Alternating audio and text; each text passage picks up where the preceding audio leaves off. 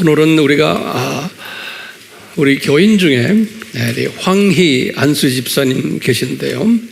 저희 교회에 오랫동안 총각 때부터 우리와 같이 사역하는 우리 안수 집사님이신데 어디 계세요? 일어나 보세요. 수완증도 왔나? 수완증도 저기. 이렇게 저분들 스토리를 간단히 제가 설명을 좀 해드리려고 그래요. 우리 잠깐 이 앞으로 나오세요. 시간 없는데 빨리빨리 걸어 나오세요. 우리 수완증도 미얀마 따님인데요. 미얀마 따님인데 우리 미얀마에 25년 전부터 우리 미얀마에 들어가서 미얀마가 아주 어려울 때예요. 쭉 이렇게 이쪽으로 와. 어려울 때 저희들이 가서 신학교를 운영을 했어요. 그때만 해도 참 외국 사람이 들어가기도 힘들고 엄청 어려울 때인데 그 동네에 이제 제가 자주 다녔어요. 그래서 우리 신학교를 운영했는데 우리 신학교가 이제 한 30여 명이 다녔어요. 여러 족속들이 모여서 그래서 이제 3년 훈련시키고 졸업시키고 2차 그룹들이 또 나왔는데 우리 여기 수완찐이 이쪽 갈 거예요. 우리 수완찐이 2차 그룹 멤버예요. 그런데 한국말 좀 다 알아들어요. 똑똑해요. 근데 이 그룹 중에서 여기 미얀마는 족속이 한 150개 정도의 족속이 있는데 그 중에 가장 똑똑하고 기독교가 가장 활발하게 움직이는 족속이 한 족속이요. 어느 족속이나 꼭 주님께서 그런 족속 하나를 만들어내요. 그게 왜냐하면 그 족속을 통해서 미얀마도 복음화가 앞장서는 일을 항상 해왔어요. 어느 나라나 똑같아요. 근데 그 미얀마의 족속이 뭐냐면 친족이라고 그래요. 이제 이 자매가 친족인데 친족들이 아주 똑똑하고 머리 좋고 우리 한국 사람과 비슷해요. 그리고는 복음에 열정이 있고요.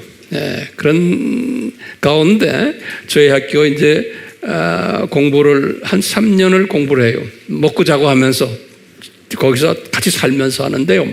그럴 때 이 자매가 그 학생들 중에서 우리 봉 목사님 같아요. 항상 서브 잘하고 아이들 뒷바라지를 잘하고 해서 그래서 우리가 굉장히 이뻐했어요. 여자매를 이뻐했는데 우리 황희 안수 집사님이 나이가 좀 있는데 총각이었어요.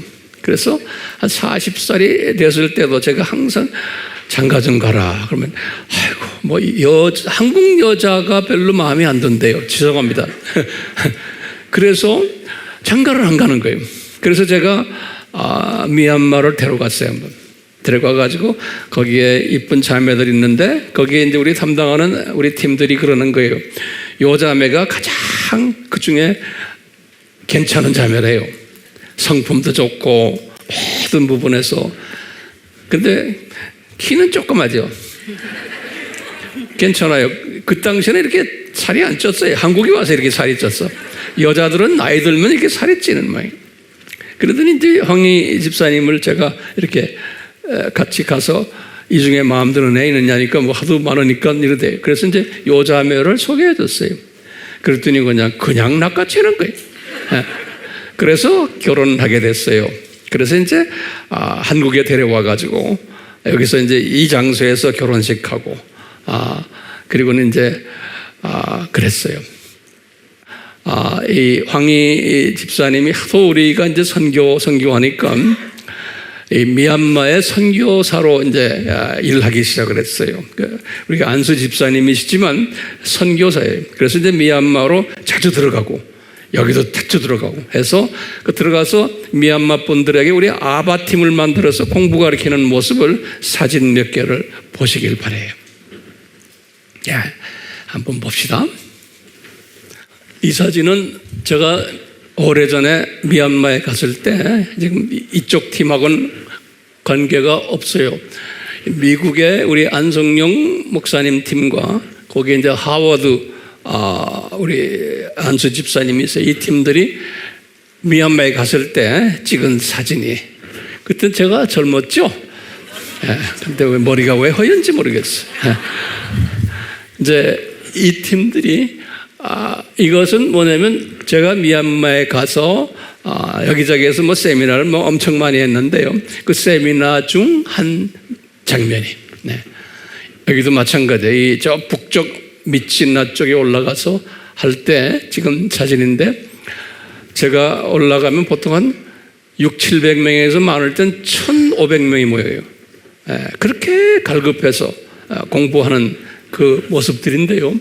여기 지금 잠깐만요. 이 사진 잠깐만. 여기 지금 앉아있는 요 세 분은 보통 여자분들이 아니에요. 요 가운데 앉아있는 요 분은 자기 어머니와 같이 우리 미얀마의 저 북쪽 미찌나의 신학교에 땅을 내놓고 그리고 건물 짓는데 온 가족이 덤벼서 그 물질에 그 헌신을 했고 이런 세미나 할 때마다 비용이 많이 들어가는데 이런 걸 뒤에서 다 대는 앞장서는 여자가 요 여자분이에요. 그리고 요 여자분의 오른팔 왼팔들이 여기에 지금 그런 그 분들이 돼서요 굉장히 소중한 분들이 지금까지 그래요. 한 25년을 우리가 이렇게 교제하면서 같이 하는 그룹이에요. 그 다음에 이제 이게 우리 책들 나눠주고 보통 이 세미나 할 때 한 600명 정도 모여서 하는데 대부분이 사역자들이 주일학교 선생님들 또 전도사님들 또 부목사님들 목사님들 이런 분들인데 저 중에 한 절반 가까이가 요 친족들이에요. 친족들. 친족들이에요. 그 다음에 또 봅시다. 이게 이제 우리 지금 요 부부가 성경 공부 가르쳐 주는 장면이. 그 다음에 또 보세요. 여기 똑같아요. 성경 공부 가르쳐 주는 장면들이고요. 여기도 마찬가지인데 저기에 우리 학교 졸업생들이죠. 저기 저 체크무늬 입은 저 사람은 버마 사람인데 그러니까 버마 사람은 거기에 주류 민족인데 예수 믿는 사람들이 많지가 않아요. 버마 사람들은요. 근데 저 형제가 콜이라고 그래. 이름이 콜이라고요. 한 20년 전에 우리 아미센터에 와가지고 여기에서 한 5년을 먹고 자고 하면서 공부를 해가지고 우리 목사님이 된 분이에요. 거기서도 지금 사역을 열심히 하고 있어요. 그러니까 이분 만나기 전 이야기. 아주 저기도 체크무늬 입은 그 다음에 나머지들은 다 우리 학교 출신들이에요. 여기 리더들이에요 지금요. 여기도 그 그룹들이고 설명이 좀 길어지면 안 되니까 여기도 다 우리 이 팀들의 그 하나의 자국들이에요. 여기 지금 여기도 그런 것 같고요. 유년주일학교 학생들 있죠. 이 나라도 미국이나 영국식이 돼서 부모님들이 아이들을 데리고는 같이 예배드리는 그런 우리나라도 그 전통들이 있었잖아요. 그 전통이 그대로 흘러가고 있어요. 이렇게 보시면 여기 지금 여기 누구죠? 수완증이 통역하는 거지. 누가 설교하는 거예요? 인천의 목사님. 오케이. 그래서 이제 한국말을 이렇게 통역을 해주는. 그러니까 이게 보통 자매가 아니에요. 한국말을 통역을 해요. 자, 그 다음에 이 자리에서 우리 이 두 부부가 결혼하는 장면이 이쁘죠? 우리 학생들이고 여기 이제 됐어요. 우리 박수를 좀 쳐주세요. 감사합니다. 지난 시간에 인도 모습을 보여줬는데 그 사진 몇 장이 빠졌어요. 거기 우리 차현철 선교사님과 그 부인 자스민 그 아들 건루하고 또 민우라고 있어요. 그 사진 잠깐 좀 보세요. 참고로 여기가 이제 이 보세요. 지금 요 사모님이요. 저 자매가 보통 자매가 아니에요. 내가 이야기했죠? 인도에 완전히 미친 자매. 근데 부모님을 제가 몇 번 뵀는데 부모님은 믿음이 없는 분들이에요. 근데 저렇게 그냥 인도 사람들에게 그 오지에 헌신하는 저런 자매가 있어요. 그 열매가 엄청 맺어진 거예요. 그 다음에 이제 이분들이 번역한 이게 뭐죠? 종교의 기원이죠. 이 언어를 이분들이 영어, 힌두어, 타밀어, 여기 다 이런 언어로 번역을 해가지고 지금 이걸 수없는 그 부스를 인도에 지금 배포하는 일을 우리 이 선교사님들이 하고 있어요. 문서요. 여기 보이죠? 문서들. 이게 다 그 문서들이. 그래서 이제 이 문서에 여러분들은 기도와 또 물질로 계속해서 참여하시면 주님이 기뻐하시겠죠? 자, 이제 계속해서 우리 이스라엘 시리즈를 할 터인데요. 이스라엘 시리즈는 앞으로도 한참 더 많이 해야 될 것 같아요. 오늘도 중요한 이스라엘 시리즈를 주님이 주셔서 이 부분을 우리 같이 나누려고 그래요. 우리 항상 이야기하지만 하나님의 나라라는 그 뜻 알죠? 그러면 우리가 이 하나님의 나라를 이야기하면서 신비를 제가 5대 신비를 말씀하셨는데 더 성서에는 정확하게 신비라는 단어가 들어간 것이 3대 신비예요. 그 3대 신비가 첫째 무슨 신비였죠? 하나님의 신비. 근데 그건 단수로 되어 있어요. The mystery of God이에요. Mystery of God. 그래서 헬라 말로는 무스테리온 그래요. 무스테리온. 그 헬라 말로는 그렇게 됐어요. 온 하면 단수예요. 무스테리온. 그런데요, the mystery of 하나님은 God 그런 거예요. 그게 첫 번째고요. 두 번째 미스터리는 그것도 단수예요. The mystery of Christ. 그리스도의 신비. 우리 이렇게 배웠잖아요. 그다음에 세 번째는요. 이건 복수로 됐어요. Mysteries of Heaven 그랬어요. Kingdom of God 그랬어요. Kingdom of Heaven 또는 Kingdom of God. Mysteries of 이렇게. 그래서 제가 일부러 그렇게 단수 복수를 이야기하는 이야기가 의미가 있어요. 잠깐 여기 보시면 여기다 한번 우리 다 알다시피 하나님의 나라라는 건 뭐죠? 저 세상, 이 세상, 그 다음에 저 세상. 이걸 하나님의 나라라 그러잖아요. 근데 첫 번째 미스터리라는 말은 웬만한 사람의 이성과 지성 가지고는 소화를 못한다라는 의미가 신비라는 뜻이에요. 미스터리. 그러니까요, 아무리 교회를 다니지만, 아무리 신앙생활을 오래 했지만, 이 미스터리는 바울도 한 20년 동안 소화를 못했어요. 이와 같이 대부분의 하나님의 자녀들은 오늘 이 시간에도 소화를 못하게 돼 있어요. 그런데 때가 되면 하나님의 은혜로 이 미스터리를 소화하는 사람이 있어요. 이제 우리 AMI 팀들은 그 팀이 되기를 소원하는 마음으로 제가 수천 번을 이 이야기를 하는 거예요. 근데 놀랍게도 분명히 여러분들은 남은 자 그룹들이에요. 이 미스터리를 소화하는 그룹들이에요. 그렇기 때문에 제가 좀 마음을 편하게 가지고는 더 자세히 설명을 할 수 있어요. 이것을 받아주질 못하면 제가 말을 할 수가 없어요. 그래서 항상 제가 이렇게 체크를 하는 거예요. 그러면서 이제 우리 웹에 들어와서 유튜브에 들어와서 댓글을 다시는 분들 계시죠? 내가 그래서 항상 그 댓글을 제가 읽어요. 댓글 읽을 때마다 아하, 이 미스터리를 소화하는 분들이구나. 이분들은, 이 댓글 다는 분들은 미셔너리라고 난 보고 있어요. 전도자들로 난 보고 있어요. 왜냐? 내가 먹은 것을 성령님의 감동에 의해서 그냥 아멘, 할렐루야 이 수준이 아니고 자세히 자기가 깨달은 것을 영감을 가지고 거기다 글을 쓰는 사람들이 있어요. 대부분이 그래요.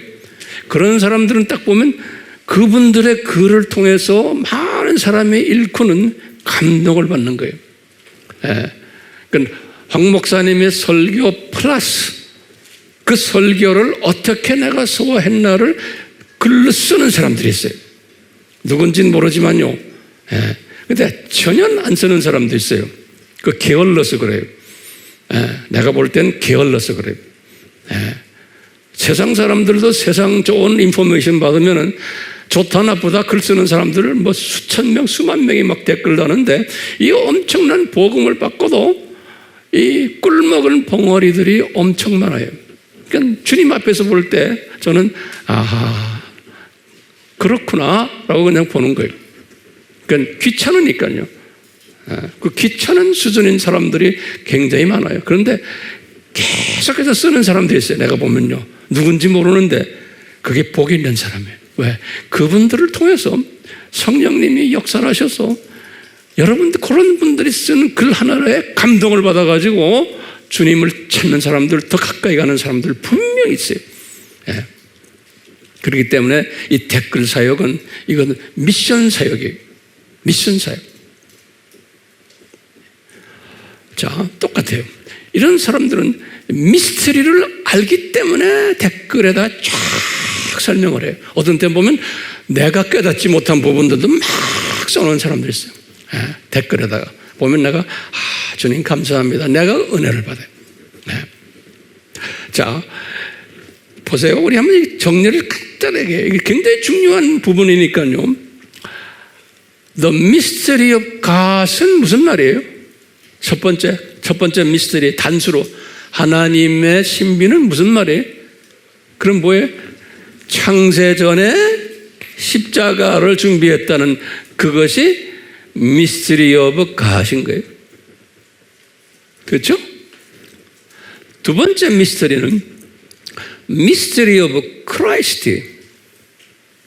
미스터리 오브 크라이스트는 이것도요, 창세전에 유대인들이 예수님을 보지 못하도록 눈이 감겼다 라는 미스터리, 눈을 감기게 만들어 놓으셨다.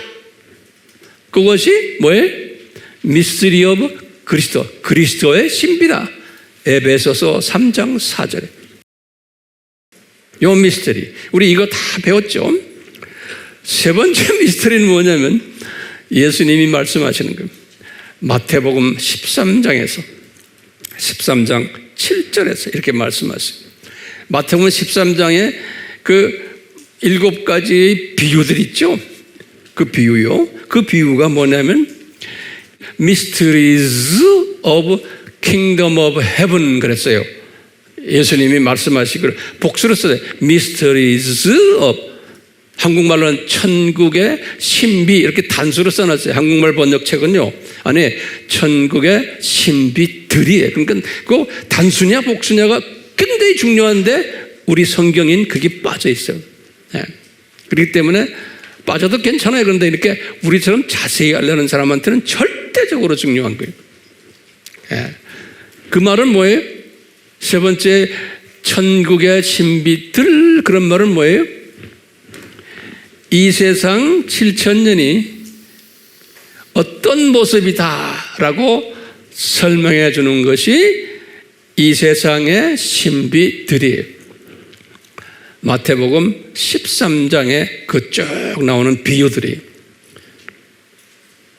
이것도 예수님이 분명히 말했어요. 그 13장에서 뭐라고 그러냐면 이 비유는 아무나 하나님의 자녀라고 그래서 아무나 다 내가 주는 게 아니다. 그러면서 제자들에게 그러는 게 너희들에게만 눈을 뜨게 하고 귀를 열게 해서 이것을 소화할 수 있게 내가 준다. 다른 사람은 아무리 하려도 안 된다. 이렇게 예수님이 말씀하셨어요. 예. 그러니까 이 미스터리는, 이거는 특별히 예수님의 그 장중에서 허락받은 사람만 이걸 소화할 수 있는 거예요. 예. 이건 우리 정대원이 됐어요? 세 가지 미스터리들이에요. 자, 그런데요. 이제 오늘 제가 이제 설명할 게 뭐냐면,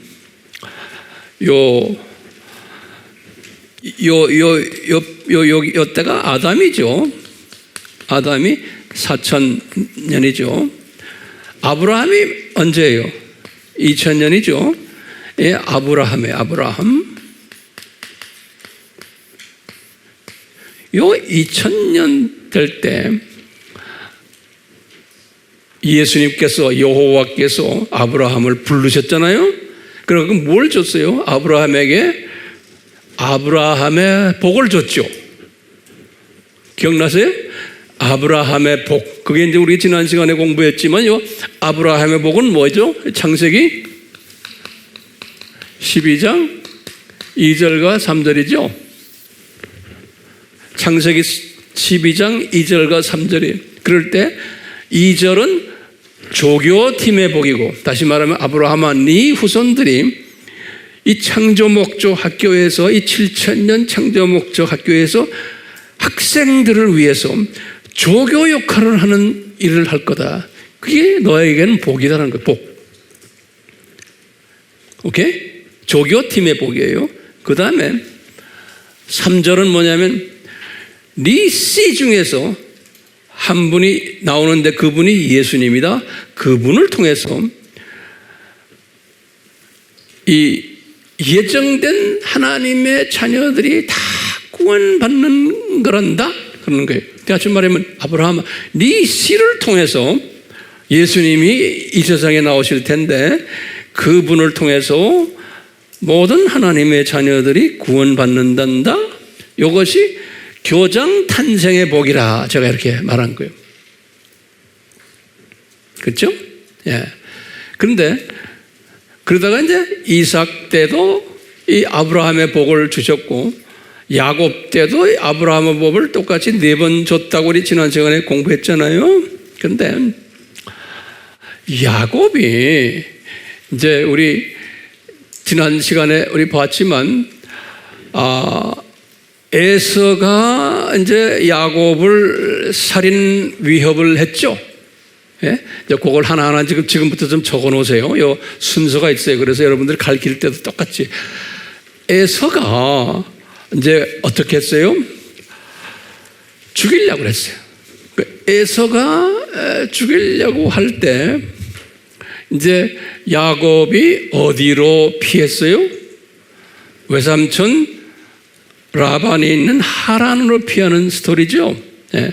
그럴 때 이삭이 그 아들에게, 야곱에게 아브라함의 복을 내려줬어요.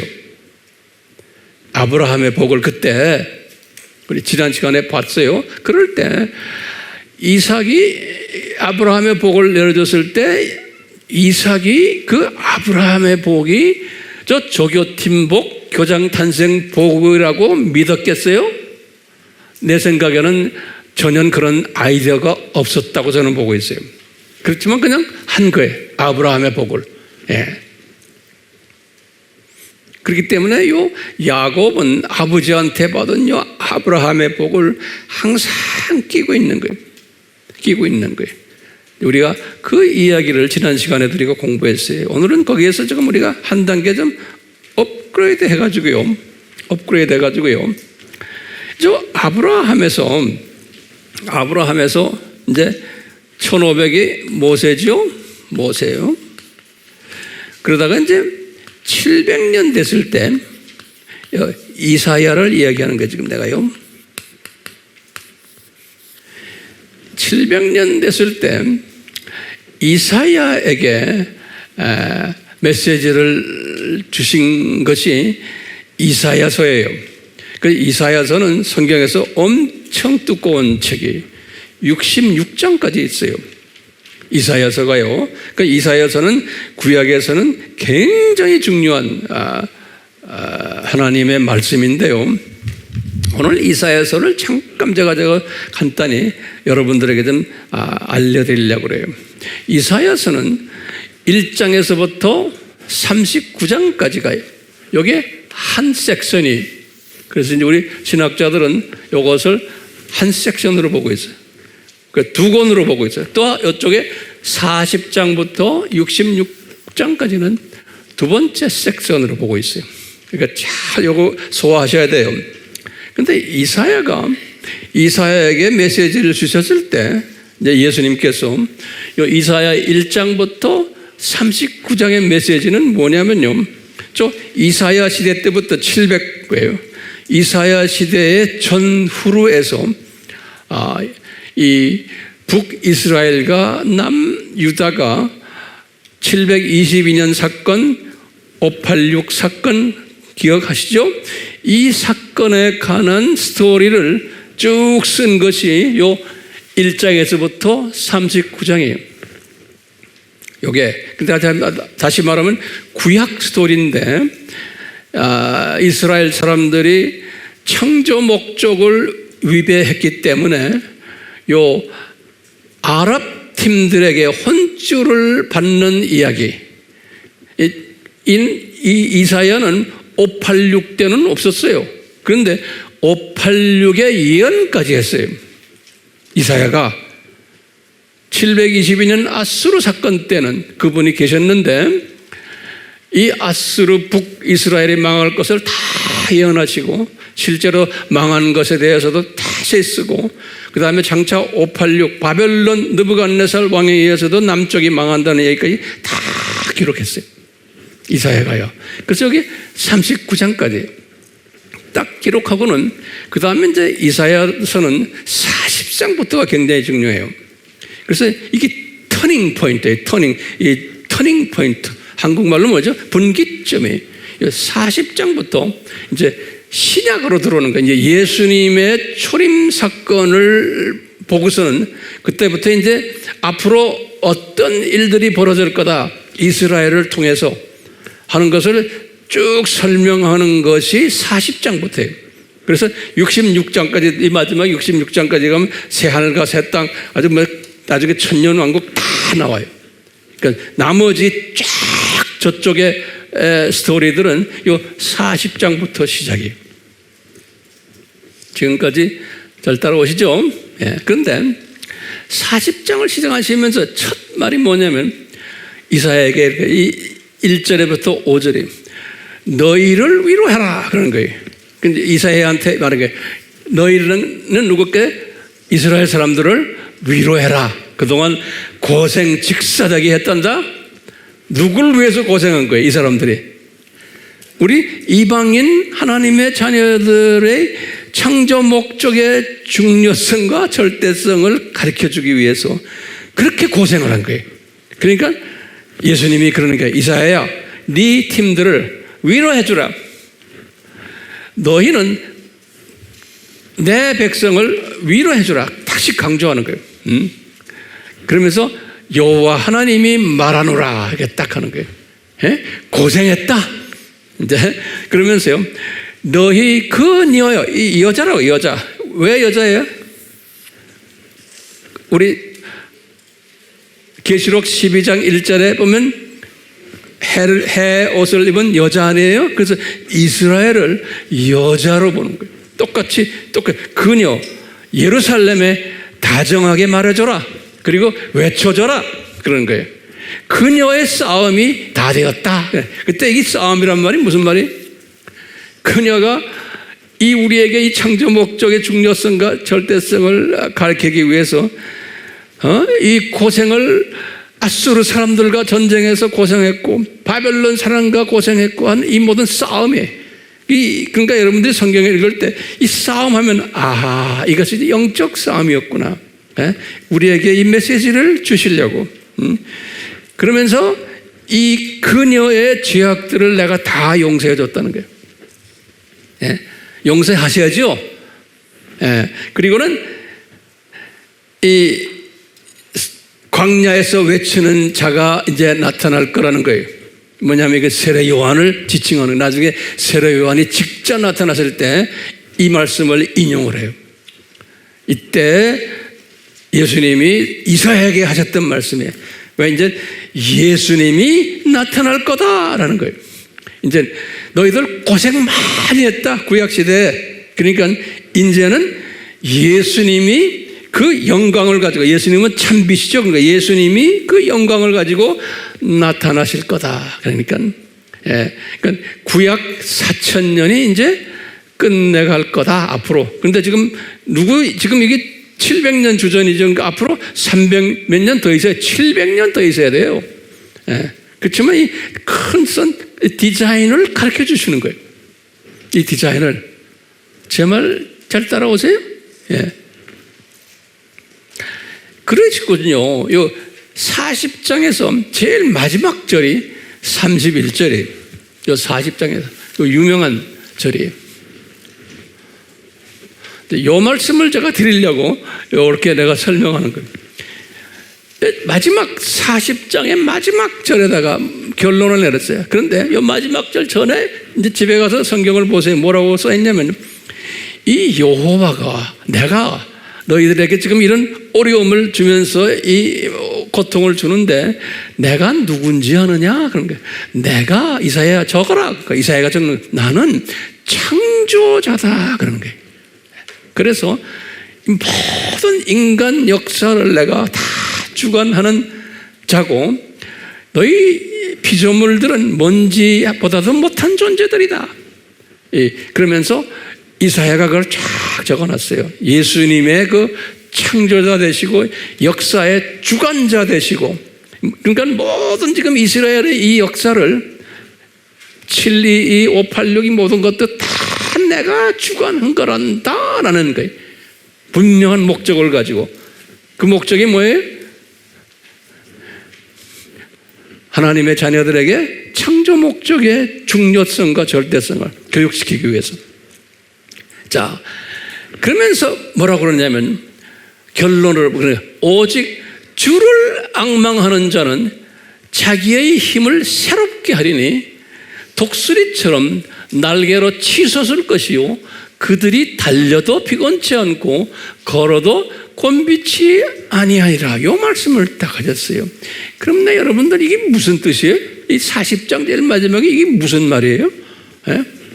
요 앙망한다는 말에 우리가 초점을 맞춰야 돼요. 그래서 제가요, 앙망한다는 말, 이게 한국말로는 번역이 시원찮아요. 그런데 그래서 내가 좀 여러분들에게 이 원어를 적어드린 거예요. 이 원어는 이 구약이니까 히브리 말이에요. 히브리 말로 뭐로 되냐면 쿠, K가 아니고 Q예요. 그러니까 발음을 Q예요. 카바하, 이거 H, 하, 그러니까 카바, 이렇게 되면 카바, 이렇게 하는 거예요. 그 뜻은 뭐냐면, 제가 이렇게 쭉 해서 그 사전을 들여다보니 카바란 뜻은 이렇게 됐어요. To expect, 이게 한국말로 뭐예요? 기대한다 그런 거예요. 또 to wait, 기다린다, 이런 뜻도 있고요. 그 다음에 to look for patiently, patiently란 말이 뭐예요? 인내하면서, 참으면서, 인내하면서 기다린다, 기대하고 있다 그런 거예요. 인내하면서 look for patiently. 또는 뭐냐면 to hope, 소망을 가지고, 이런 뜻이 또 있다는 거예요. 그 다음에 또 to be confident, confident란 말이 뭐예요? 한국말로 그게 확신을 가지고, 믿음을 가지고, 그런 뜻이에요. 믿음을 가지고 기다리고 있다는 거예요. to trust, 믿음을 가지고, 이런 뜻이라는 거예요. 요 과바란 뜻이, 다시 말하면 앙망이라는 뜻이 이런 뜻이라는 거예요. 그러면요, 정확하게 한국말로 번역하면 뭔지 여러분들은 각자가 알아서 하세요. 다시 말하면 이게 무슨 뜻이냐면요, 지금 요 때 이야기하는 거예요. 700년 요때 지금 이야기하기를 이제 예수님이 이제 오시는데 이제 이런 어려운 가운데 너희들 위로받아라 하면서요. 너희들 오직 여호와 예수님을 앙망하는 자는, 그러니까요, 이 뜻은 뭐냐면 이 모든 역사를 주관하시는 분이 예수님이시다라는 뜻이에요. 그 앞에 이제 쭉 밑에 절들을 보면 아까 내가 말했죠. 그 예수님이 창조자다라고 그랬죠. 이분이 모든 역사를 주관하신다고 그랬죠. 그러니까요, 이 이스라엘 사람들아, 이제 지금 이사야가 지금 예언 받아서 쓰는 거예요. 이스라엘 사람들아, 너희들 이 어려운 가운데 있는데, 너희들 이 앞으로 오실 예수님, 여호와, 그 여호와를 기대하면서 이분이 꼭 오실 것을, 이분이 우리에게 소망을 주시는 분이심을 기대하면서 기다려라, 그런 뜻이에요. 앙망한다는 뜻이에요. 기다려라. 그러니까 그냥 기다리는 게 아니고 앞에 밝은 앞이 예수님이 영광으로 오실 것을, 그러니까 우리 같으면 교장 선생님이 이제 오실 것을 기다려라, 이런 말. 자, 이런 생각을 하면서 제가 이제 오늘 말씀을 좀 이어가려고 그래요. 그러니까 앙망한다는 말 해석이 됐어요? 그러면 우리가요, 야곱에 대해서 잠깐만 좀 다시 간단하게 봐요. 자, 이 야곱이 형 에서에게 2번 거짓말을 했어요. 창세기 27장 35절에서 36절에 기록이 되어 있어요. 뭘 2번 거짓말했냐면 장자권을 빼앗았고, 2번째는 장자의 복도 빼앗았어요. 자기 형한테서. 그래서 형이 화가 나가지고 살해, 죽이겠다는 결심을 했기에 창세기 27장 41절에 그런 말이 있어요. 그래서 이제 리브가가 자기 남편 이삭에게 말하는 거죠. 저놈을 우리 피신시키자. 그래서 라반 외삼촌 집에 보냈죠. 그래서 이제 언제까지 피신시키느냐? 형 에서가 화가 풀릴 때까지 피신시킵시다. 창세기 27장 44절에 그렇게 기록되어 있어요. 그래가지고 이분들이 무슨 이야기 하냐면 그곳에 보내서 라반의 딸들 중에서 이제 며느리를 삼도록 합시다, 그런 거예요. 27장 46절 또는 28장 1절에 그런 말이 기록되어 있어요. 그렇기 때문에 이분들이 이렇게 말할 때 우리는 그냥 그 상황만 보지 말고 큰 그림을 보는 거예요. 아하, 우리 계시록 12장 1절에서 옷을 입은, 또 발은 뭐예요? 발 밑에 뭐가 있어요? 달. 그 다음에 12별의 면류관, 12지파를 이야기하거든요. 그러니까 이런 창세전에 요한에게 보여주셨던 이 이스라엘 여자의 모습이, 창세전에 디자인한 거예요. 이스라엘의 모습을. 그러니까 이스라엘의 그 모습이 우리가 지난 시간에 했죠. 뭐냐? 바벨론 종교를 믿을 거다. 그러면서 여호와도 섬기지만 바벨론 종교도 섬길 것을 창세전에 이미 그 모습을 보여준 거예요. 계시록 12장 1절에서. 그리고는 12지파가 거기에서 나올 것을 보여준 거예요. 그러니까 이 창세전에 벌써 12지파를 나올 것을 보여줬는데, 그것을 이루기 위해서 지금 누가 어디로 가요? 야곱이 지금 라반에게 가가지고 라반의 딸들과 결혼하고 또 거기에 여종들과 결혼해서 몇 아들을 만들어냈어요? 11명을 만들어냈어요. 그리고 딸 하나 디나를 만들고, 그리고 나중에 이제 베들레헴에 와가지고 라헬이 마지막에 베냐민을 출산시키고는 산고로 이제 라헬이 죽어요. 그러니까 정확하게 12별들을 만드는 일, 그러니까 창세전에 이 12별이 있어야 되는데 이 12별을 만드는 일을 하기 위해서 보니까 에서가 저렇게 됐고 에서가 죽이려고 그러고 그래서 라반한테 보내고 무슨 이 프리 디자인된 것이 하나하나 이루어지는 과정인 거예요. 우리가 그런 걸 이제 보면서 우리 주변에서 무슨 일들이 일어날 때마다 이것이 하나님의 어떤 디자인에 의해서 우리의 만남이 있고 이런 일들이 일어났나 항상 그런 시각으로 사물을 보는 연습을 할 필요가 있죠. 영적으로 깨어있는 사람은요. 왜? 예수님의 창정에서 우리의 삶이 지금 지배당하고 움직이고 있잖아요. 그러니까 예수님의 플랜 속에서 우리의 가정 일들, 사업 일들, 직장이고 교회 생활이고 모든 게 다 움직여 나가는 거예요. 자, 이럴 때 이제 야곱이 자기 11 아들과 딸 디나를 데리고 이제 고향으로 돌아오는 이야기예요.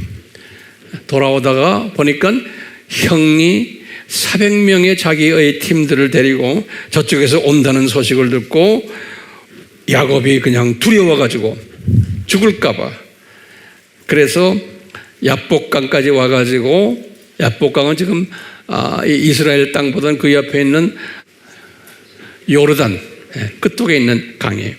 거기까지 와서 자기 딸들과 모든 선물까지 해서 먼저 강을 건너서 에서한테 가게 하고 자기는 겁나가지고 뒤에서 축 쳐주고 있는 홀로 있었을 때 그러니까 주님이 다 보시는 거예요. 너 지금 죽지 않으려고 홀로 거기 있지? 다 예수님이 보고 계셨다고 저는 보고 있어요. 그러니까 예수님이 씩 웃으셨을 거예요. 그러니까 예수님의 디자인이죠. 우리 삶도 똑같아요.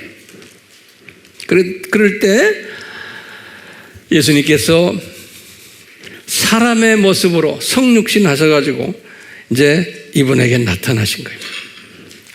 나타나셔서 지금 이분이 누굽니까? 야곱이죠. 야곱이 보니까 이분이 성육신 하신 예수님인 것을 알았어요. 그래서 이제 이분한테 매달리는 거예요.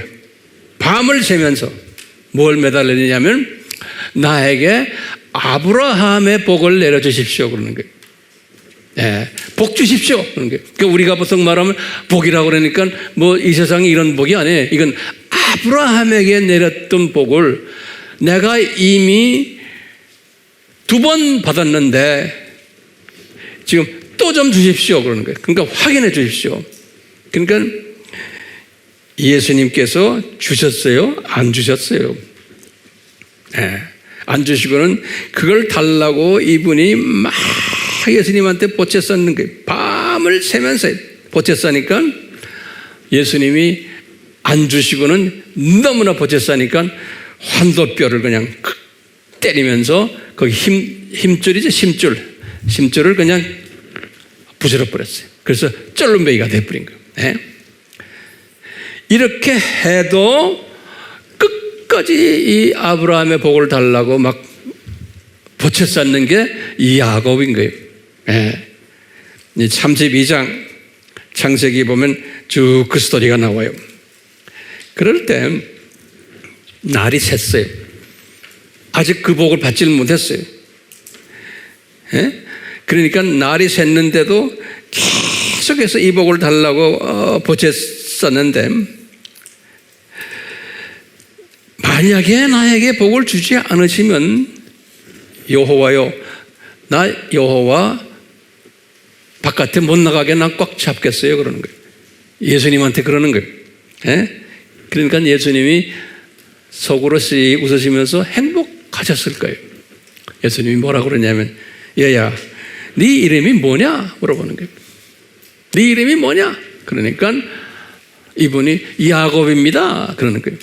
예수님이 다 아시면서 물어보죠. 야곱입니다. 왜 그럴까요? 네 이름 야곱이라는 이름 속에는 너는 뭐예요? 남을 네 이익을 위해서 속이는 사람이야. 예? 고작해야 네 개인의 욕심을 위해서, 네 개인의 성공을 위해서, 고작해야 네 가족들 위해서 남을 속여가지고 빼앗는 이런 사람이다라는 것을 확인시켜주기 위해서 네 이름이 뭐냐? 그러니까 야곱입니다. 야곱입니다. 야곱이라는 뜻이 그런 뜻이거든요. 예. 우리가 이제 시각으로 보면 그냥 병아리 시각 정도 가진 사람, 고작해야 그냥 자기 주변, 자기 몸, 자기 가족의 복을 위해서. 그러니까 이 복을 아브라함의 복인데, 그것은 야곱은 어떻게 소화했냐면 자기와 자기 가족이 받는 복으로 생각한 거예요. 그래가지고 그걸 달라고 이렇게 그냥 밤을 새면서 보채는 거예요. 그러니까 예수님께서는 그걸 보챈다고 해서 깨달을 때까지 주겠어요? 안 주지요. 그러니까 밤을 새면서 하다가 두드려 맞은 거예요. 그러니까 예수님이 그러니까 네 이름이 뭐냐? 그러니까 야곱입니다. 그러니까 야곱이 왜 나를 이렇게 학대하면서 지금 축복해 달라고 하는데 주지 않고 이렇게 내 이름까지 물어봅니까? 그런 거예요. 그러니까 예수님이 뭐라고 그랬어요? 대답 안 해줬어요. 그러면서 하는 말이 그 유명한 말씀하시는 거예요. 예수님이 뭐였어요? 얘야, 내가야 이제부터 네 이름을 바꿔줄게. 네 이름이 뭐냐면 이제는 이스라엘이다 그러는 거예요. 지금부터 잘 들으세요. 조금 어려운 부분이에요. 네 이름이 이스라엘이다. 이제는 야곱이 아니고. 그러면서 절대로 지금부터 야곱이라고 부르지 말고 이스라엘이라 불러라 그러는 거예요. 너는 이스라엘이다. 우리가 지금 이스라엘 시리즈 하고 있죠. 이제부터 드디어 그전에는 히브리어 이름이 나오다가 이제 드디어 이스라엘이라는 이름이 등장하는 그 순간이 지금 이 순간인 거예요. 자, 그러면서 뭐라고 그러냐면 이스라엘이라는 뜻이 뭐냐? 모세가 적어놓은 거예요.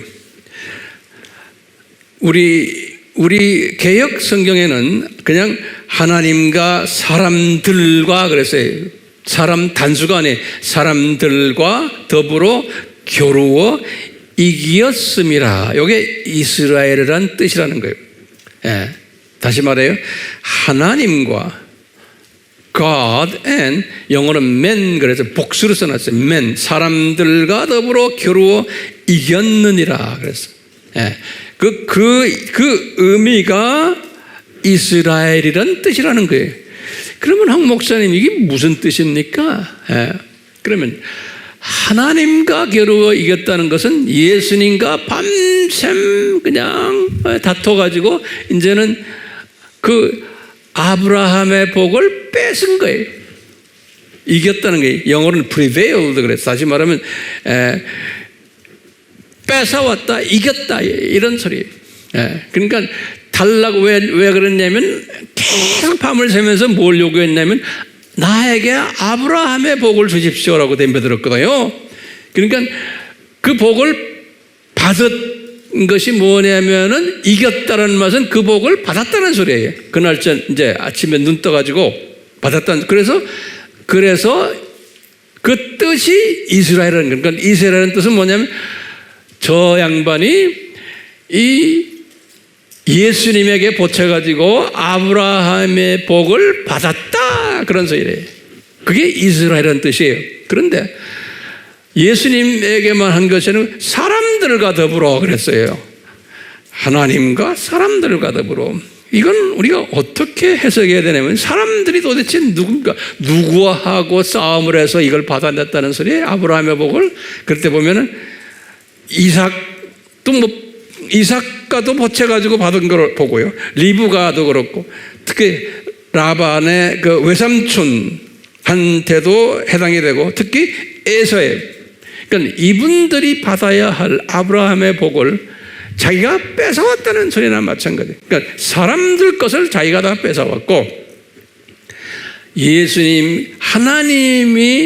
하나님으로부터 예수님으로부터 또 받아왔고, 그러니까 사람들이 받을 것을 자기가 다 뺏어왔고, 예수님이 나에게 주실 것을 이 사람들에게 안 주고 나한테 다 이 복을 주셨다, 이렇게 보시면 돼요. 네. 근데 그 킹 제임스 성경에 보면은 그 앞에다가 이는 내가 통치자로서 하나님과 사람들과 더불어 겨루어 이겼다, 통치자라는 단어를 거기다 집어넣었어요. 근데 어떤 성경 원본에는 통치자라는 이야기 나오고 어떤 성경에는 그게 안 나와요. 그래서 여러분들에게 설명을 그 이상 제가 안 해드리려고 그래요.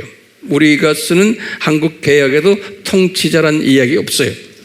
자, 그럼 우리가 이제 한 가지 답이 나왔어요. 답이 뭐냐? 아브라함의 복이라는 게 다른 말로 표현하면 뭐라는 거예요? 이스라엘이라는 뜻이에요. 그러니까 이스라엘이라는 그 뜻이, 그 속에는 아브라함의 복이, 그래서 아브라함의 복을 주십시오 하니까 예수님이 주께 하면서 네 이름이 이스라엘이다 그런 거예요. 됐어요? 그러니까 엄밀한 의미에서는 아브라함의 복과 이스라엘과 동의어라고 보시면 돼. 그러면 뭐냐? 다시 봐요. 우리 지난 시간에 봤죠? 아브라함의 복이란 건 뭐냐? 조교팀이 되는 복이고, 또 그 조교팀들 사이에서 교장 탄생하는 거예요. 그것이 아브라함의 복이에요. 그러니까 이스라엘이라는 그 단어 속에는 뭐가 들어있어요? 조교팀이다, 저 사람들이라는 거하고, 예수님이 거기에서 탄생하신다라는 의미가 복합적으로 되어 있는 게 이스라엘이라는 의미인 거예요. 우리가 히브리 의미는 우리 알았죠? 무슨 뜻인지. 자, 그렇기 때문에 이 이스라엘이라는 이 의미, 그래갖고 이스라엘이라는 새 이름을 바꾸는 이 예수님께서요, 이 분에게 나중에 또 한 번 이야기했어요. 너는 야곱이라는 이름을 절대 쓰면 안 된다. 앞으로 꼭 이스라엘은 이름만 써라. 그걸 또 당부한 이야기 있어요. 지난 시간에 제가 다 이야기했어요. 자, 이런 걸 우리가 놓고 몇 가지 제가 질문을 좀 던져보려고 그래요. 이 이스라엘이라는 이름을 이분에게 딱 주셨을 때, 이 말은 뭐예요? 아브라함의 복을 야곱에게 주셨을 때 예수님의 느낌은 어땠을까? 예수님의 느낌은 분명히 예수님께서 흐뭇해 하셨을 거예요. 예수님께서요, 왜냐? 큰 그림을 우리가 보는 거예요. 이 순간에 이 이름이 이렇게 이스라엘이 되는 이 순간에 뭐가 성취되는 거예요? 예수님이 창세 전에 그 여자 생각나죠? 해 입은 여자? 창세 전에 해 입은 여자가, 창세 전에 그 여자가 이런 모습일 것을 이야기했잖아요. 요 여자가 이제 조교팀인데 어떤 모습으로 조교팀 하냐면, 이 바벨론 종교를 섬기면서 혼쭐을 받는 이런 팀으로 만든 그 여자예요. 그렇죠? 계시록 12장 1절이. 그래서 그것이 창세전에 그 여자의 모습을 디자인했는데 이제 실제로 이제 그 여자가 이제 실제로 역사 속에서 등장하는 장면이 지금 요 이스라엘이라는 이름을 받는 그때가 실제로 역사 속에서 이제 왜냐? 이스라엘이라는 이름 속에는 요 양반이 이미 아들 12명을 좀 데리고 있는 거예요. 그 12지파를 이미 만들어가지고 딱 준비됐을 때 지금 이스라엘이라는 이름을 받는 거예요. 베냐민은 조금 후회지만 그러니까요.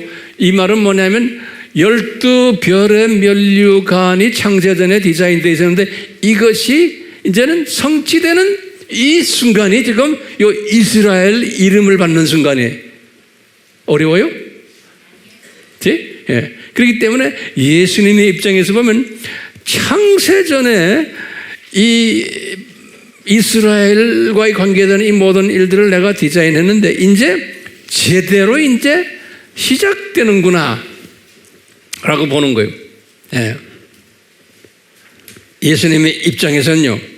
그렇기 때문에 예수님이 이분에게 이스라엘이라는 이름을 줬을 때 상당히 기분이 좋았었을 것 같아요. 그런데 이 야곱의 입장에서 보면요, 이 복을 달라고 해서 복을 달라고 했는데 갑자기 이스라엘이라는 이름을 딱 받은 거예요. 이분이. 그러니까 야곱의 입장에서는 이게 혼돈스러웠던 거예요. 야곱의 입장에서는요. 네. 그렇기 때문에요. 야곱이 이렇게 볼 때 자기가 가지고 있는 이스라엘이라는 이 이름이 창세전에 디자인된 것을 몰랐던 거예요. 야곱의 입장에서는요. 예. 자, 이제 이런 걸 배경으로 깔아놓고 우리가 예수님의 입장을 우리가 결론적인 내가 말씀이 된지 지금부터 잘 좀 들어주세요. 예수님의 그 입장에서 보면은 예수님이 창세전에 이 이스라엘을 디자인하셨어요. 창세전에. 그 목적이 뭔가요? 이 세상 학교, 7000년 이 세상 학교에 조교팀을 만들기 위해서 이스라엘을 디자인하신 거예요. 조교팀을 만들기 위해서요. 누구를 위해서? 장차 창조될 하나님의 자녀들에게 창조 목적의 절대성과 중요성을 교육시키기 위해서, 이 현장 교육을 시키기 위해서, 눈높이 교육을 시키기 위해서, 이 역기능적 교육을 시키기 위해서 이스라엘을 이미 창세전에 디자인하신 거예요. 그것이 계시록 12장 1절에 이미 기록되어 있어요. 그것뿐 아니라 요 이스라엘 이름 속에는 창세전에 뭘 또 디자인하냐면 계시록 12장 1절과 2절과 5절에 보면은 거기에서 사내 아이가 탄생하는 거예요. 예수님이 탄생하는 것이 창세전에 디자인이 되어 있는 거예요. 그리고는 우리 알다시피 창세전에 예수님이 십자가에서 죽으실 것도 거기에 다 숨겨져 있는 거예요. 그러니까 이스라엘이라는 이름은 그 안에 하나님의 신비도 숨겨져 있고 그리스도의 신비도 이스라엘이라는 이름 속에 다 숨겨져 있는 거예요. 예. 누구를 위해서요? 우리를 위해서인 거예요. 예. 그러니까 이분은요, 예수님이 이런 그 플랜을 짜시고는 지금 이분을 만나가지고 이것을 쭉 설명해 주는 거예요. 지금 이 야곱을 만나가지고 예수님이요. 자, 그런데 저는 이걸 쭉 묵상하면서 뭘 봤냐면, 아하, 예수님의 그 집요하신 성품을 제가 깨달았어요. 예수님의 집요하심. 이게 무슨 말이냐면요, 삼위 하나님이 창세전에 이렇게 창조 목적 학교를 만들어서 훈련시킬 때 조교팀을 하나 만들어 가지고 더 학생들이 제대로 공부할 수 있게 현장 교육시키기 위해서 플랜을 짜서 그 조교팀을 만드는 과정이 아브라함을 부른 거고, 지금 구체적으로 야곱에게 지금 이스라엘 이름을 주는 거예요. 그래서 12자녀가 나오게 하네요. 거기에서요. 그러니까 아주 그냥 예리하게 아주 구체적으로 이분은 창세전에 디자인했던 것을 지금 집요하게 이루시는 예수님의 모습을 제가 볼 수가 있어요. 집요하게. 이 뭐냐면 이 학생들에게, 우리에게 창조 목적이 얼마나 중요하다는 것을 가르치기 위해서 이 교육 학교를 만들어서 교육시키는 데 있어서 이 조교팀이 얼마나 필요하고, 조교팀이 있으면 더 깨끗하게 확실히 창조 목적을 공부할 수 있기 때문에. 그리고 이분들이 실제로 제대로 안 하니까, 창조 목적대로 안 하니까 그 역사 속에서 구약에서 한 2000년 동안 보여주셨잖아요. 혼쭐 나는 거. 그러니까 우리가 그걸 보는 거, 이거 잘못 지키면 이렇게 혼쭐 나겠구나. 우리가 배우라고. 그런데 이런 교육 방법을 예수님께서 집요하게 이것을 수행하시는 예수님을 우리가 볼 수 있어요. 그뿐만 아니라 이분은 목표 지향적인 분이심을, 그러니까 이 본인이 목표를 세워놓고는 그냥 끊임없이 이 목표를 향해서 여러 가지 방법을 지금 이렇게 사용하시면서 이 목표로 달려가고 있는, 조교팀을 만들어서 훈련시키기 위해서 지금 이분과 밤샘 그냥 다투기도 하시고, 그러면서 이스라엘 이름도 그래서 주시고, 이 목표 지향적이고, 또 우리 예수님이 보면 상당히 끈기 있으신 분이다. 중간에 포기하거나 바꾸시거나 하지 않으시는 분으로 이렇게 우리 눈에 보이는 거예요. 그뿐 아니라 아주 적극적이신 분이세요. 이 하나님이 인간으로 내려오셔서 직접 적극적으로 이 일을 우리에게 눈높이로 수행하시는 분. 이런 그 예수님의 그 성품이에요. 이런 성품을 비슷하게 닮은 사람이 누구냐면 내가 볼 때 야곱이에요. 그러나 주님께서는, 예수님께서는 자기의 이 성품을 어느 정도 닮은 사람을 골라낸 거예요. 야곱 같아요. 골라낸 것보다는 그렇게 만든 것 같아요. 야곱이 너 내가 가지고 있는 이런 성품을 가져야지만 내 뜻을 이룬다. 그러니까 이스라엘이라는 이름 속에는 이 하나님의 큰 뜻이 있는데, 이것을 이루는 사람들은 이 예수님의 집요한 성품이 목표지향적이고 끈기 있고 적극적인 이 성품을 가져야지만 된다는 거예요. 그렇기 때문에 우리가 결론적으로 말씀드리면, 우리는요 야곱보다 더 복 있는 사람이요? 아니요? 그래요. 우리 전도사님 말씀, 우리는 야곱보다도 훨씬 더 복이 있는 사람들이에요. 왜 그러냐면요, 야곱은 시각이 참새 시각도 아니고 내가 볼 때는 병아리 시각자였어요. 왜냐하면 이분은 이 창조 목적 학교 7000년을 이스라엘은 이름을 받았지만 보지를 못했어요. 예수님이 이것을 쫙 설명해 주지 않았어요. 지금 야곱이 어느 시대예요? 아브라함의 1700, 800이었대요.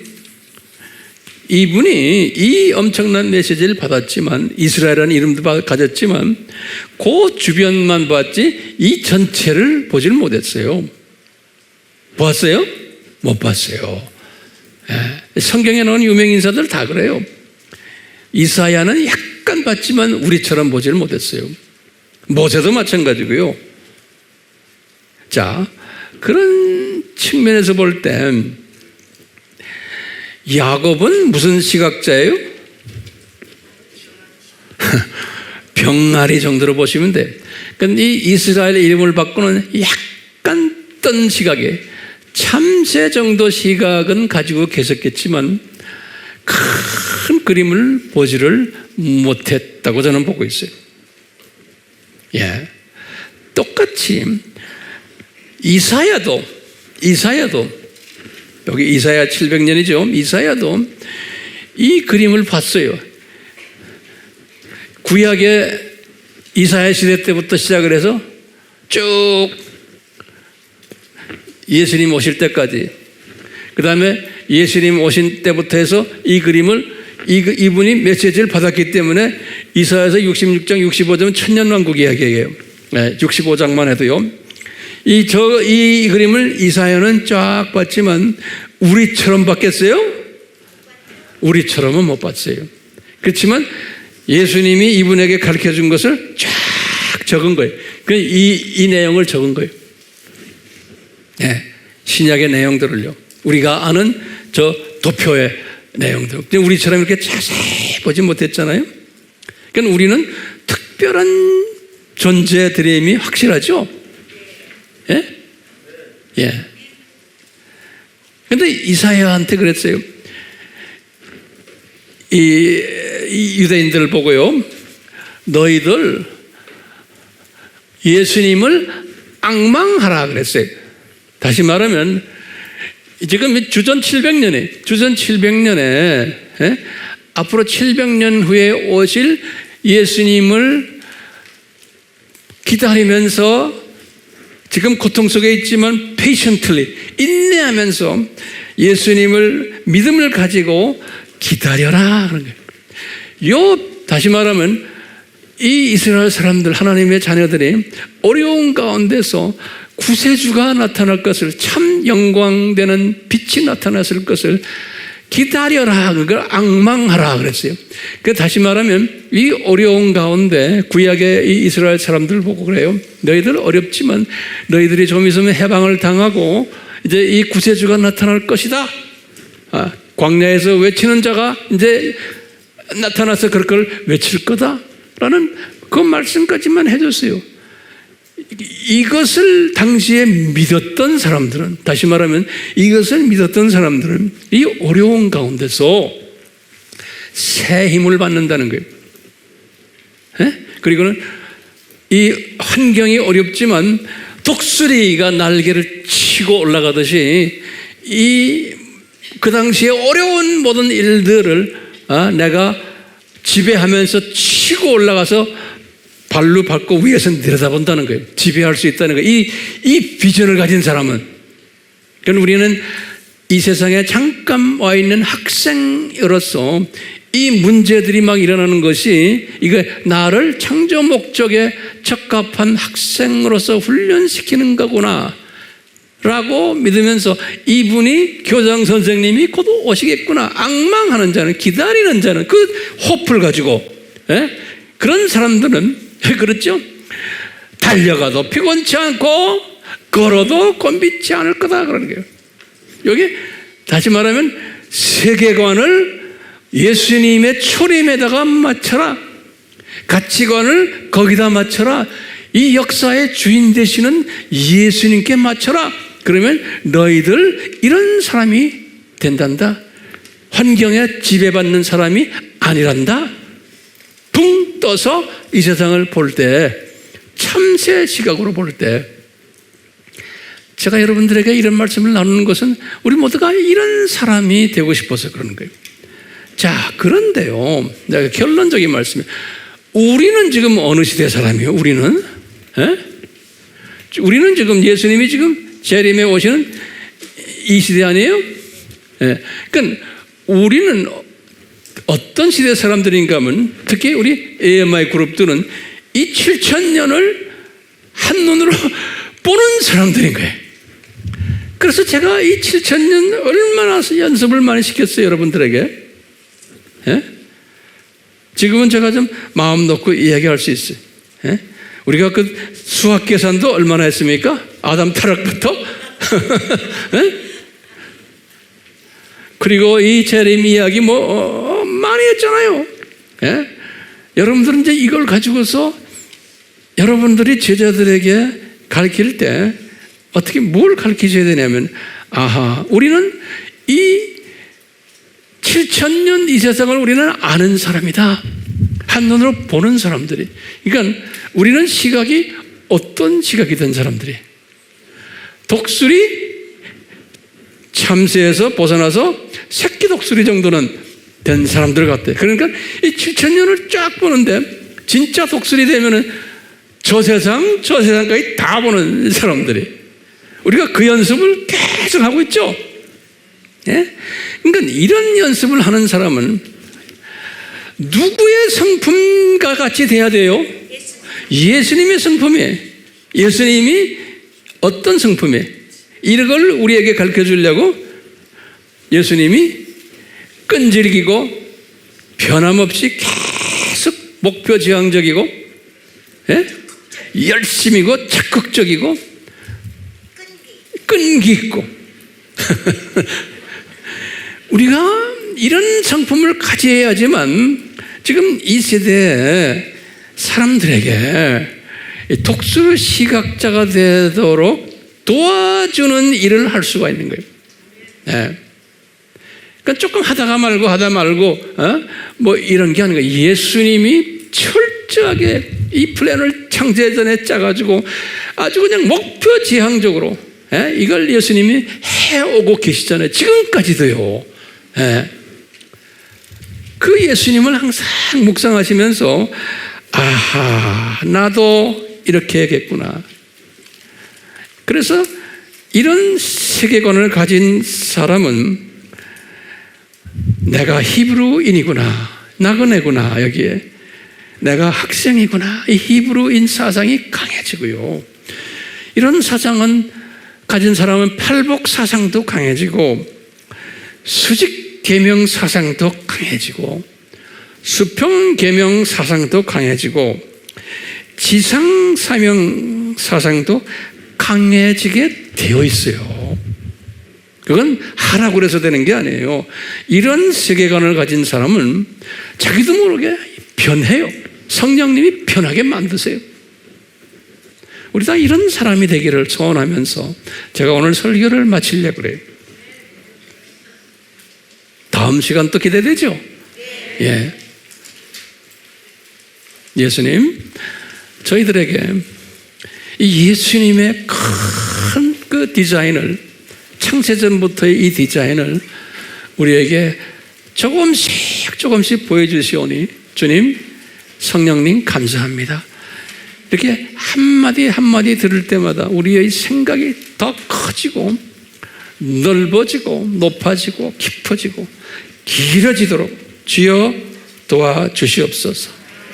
우리가 진정 우리 예수님을 이제 다시 오실 예수님, 이사야는 다시 오실 예수님이 아니었고 초림하는 예수님을 앙망하라고 이사야에게 말씀하셨잖아요. 이제는 우리는 다시 오실 예수님을 앙망하는 자가 되어서 이 모든 문제들, 주변에 있는 문제들을 그대로 독수리가 날개로 쳐서 올라가듯 우리는 그런 사람이 되어야 되고, 아무리 열심히 달려도 피곤치 않고 걸어도 곤비치 않는 그런 승리자들 되도록 주여 은혜 베풀어 주시옵소서.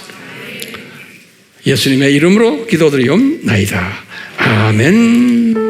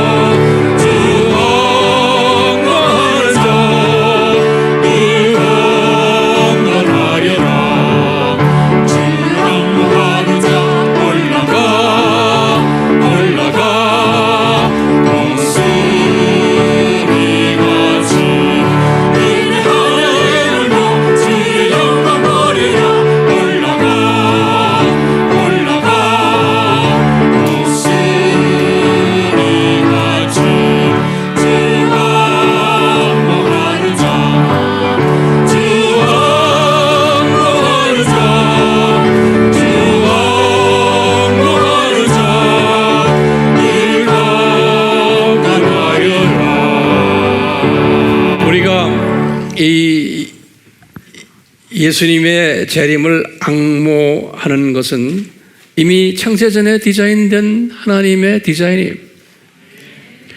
이 앙모하는 사람은 이 하나님의 예정된 예정 안에서 성령님께서 나의 자유의지를 발동케 하세요. 이 앙모하는 사람은요. 그래서 이 자유의지를 발동케 해서 주변에 많은 주님의 백성들에게 이 비전을 나눠주고 이분들도 앙모하는 자들 되게끔, 그러기 위해서 나의 자유의지를 주님께서 아주 강하게 만드셔서 목표 지향적으로 만들고 집요한 성품으로 만들고 적극성을 가지고 끈기 있게 이 추수꾼 반열에 참여하는 자가 돼요. 저는 그걸 확실히 믿어요. 그렇기 때문에 여기에 이 남은 자 그룹에 들어왔다고 믿는 사람은 벌써 달라요. 생각하는 게 이 목표 지향적이고 그냥 뛰어요. 그런데 피곤치가 않아요. 네.